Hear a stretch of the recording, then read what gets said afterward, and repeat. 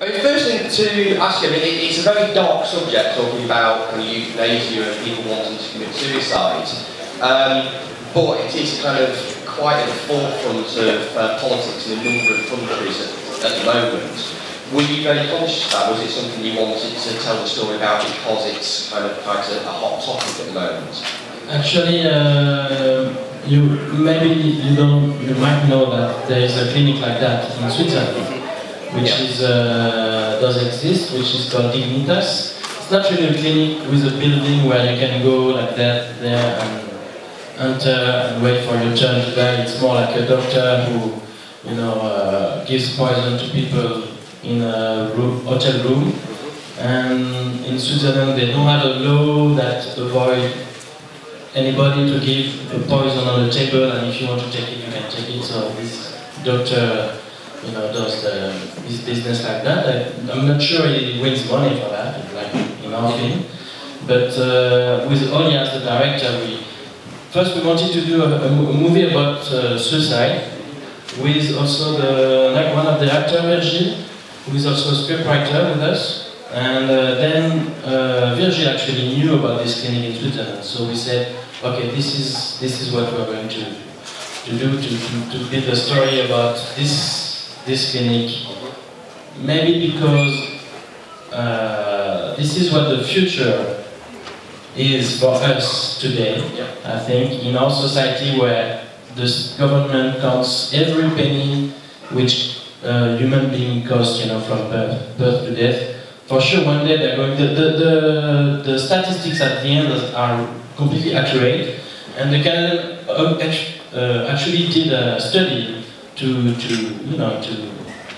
define the cost of the suicide, and this is the correct figure. And it's not in terms of if you jump on the train, it will cost for the train and the people who are late, but it will cost because you are not going to contribute to all the taxes you are supposed to contribute in your life. So this is a manque à gagner, how do you say that in English?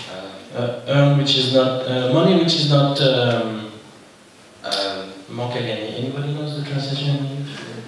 Anyway.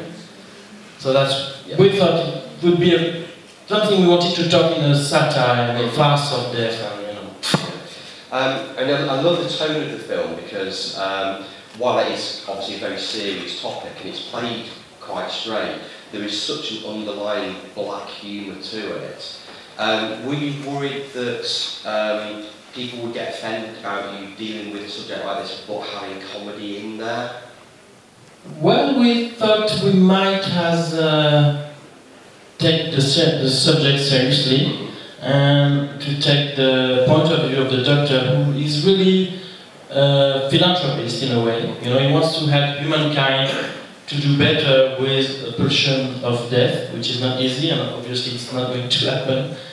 So we decided not to.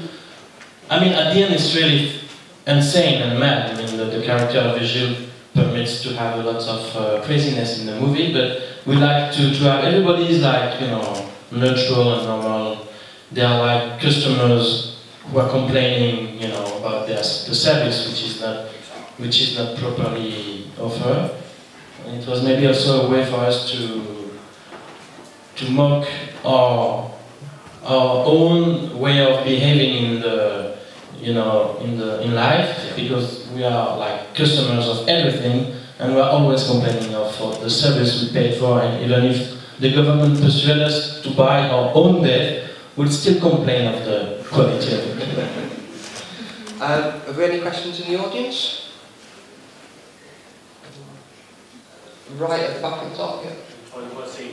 What do you do to research the film? Did you go to the clinics, or did you interview experts or doctors or patients? Okay, so the question was, did you do any research? Did you speak to any doctors about those sort of clinics?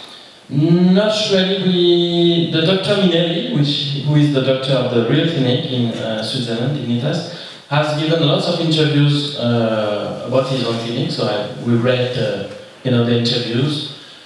But it's not a mockery about him, this guy. It's just the concept of a clinic. So we didn't do more research than that. For the patients who are in the clinics, with the director wanted to have improvisation scenes with the doctor, so all the scenes you see with the doctor in the office are improvised, and so each actor has given something from himself, which is a kind of research in a way, because Virgil, who is the guy who gets mad at the end, he is really, what he says, that I was the youngest, suicided French kid trying to commit suicide. It's his own story, actually. So he says that it's not. No, he can laugh of it. His parents love the movie, but so this is the beginning of his improv, and all the other characters, they try to invent something from themselves. Yeah. I was going to ask you about, you're a co-writer on it, so there's three of you that wrote the screenplay. Yeah. So how did you go about doing that? I mean, it must be very different from being just the sole writer on the film. So how did you go about? Actually, well, the idea first is the director, Elias, my friend, wanted to make this movie. Then we rewrote Canva, and then each actor actually became a little bit like an author, a writer of its own part. So it's more, Elias usually says it's like a jazz band where you have a theme and the musicians are invited to play together, and they enter their solo, and it was like we call it a buff, audible, like when you play together, at night with friends. Kind of jam. Yeah, jam. It's jam session. It's like a little bit like a jam session where everybody was invited to give lots of ideas, and so it was a group experience actually. That movie. It was really great and. Time for one more from the audience. In the middle there. Obviously, it's quite a controversial subject, but there wasn't very much, apart from at the end, the doctor's speech where he's giving the statistics, there wasn't much in the way of, where you were trying to sort of present a message of any kind. It's left quite open. Obviously, it's a comedy, but I didn't get much of a clear sense of, as the maker of the film, you were trying to sort of present a particular point of view on the subject. So well, it's not really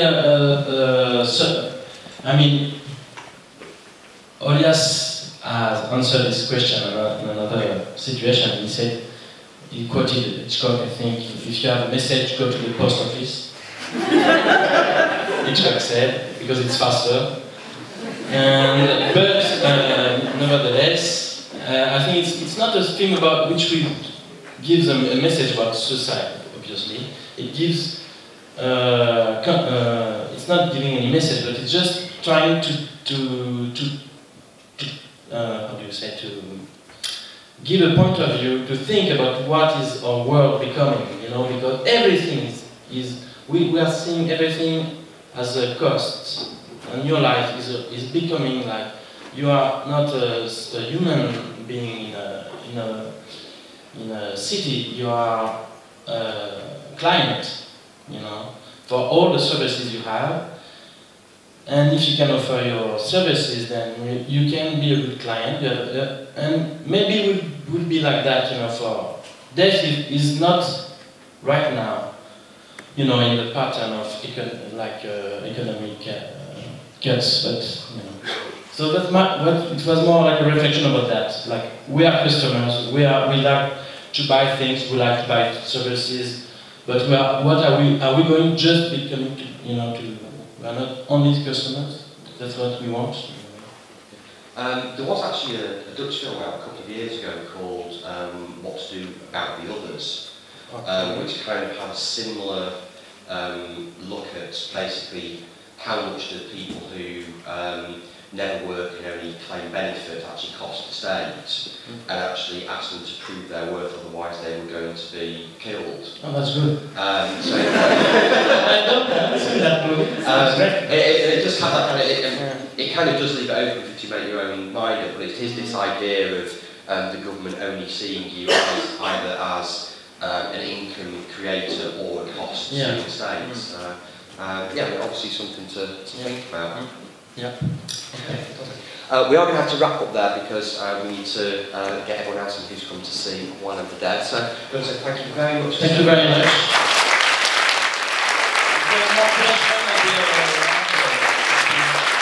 Yeah.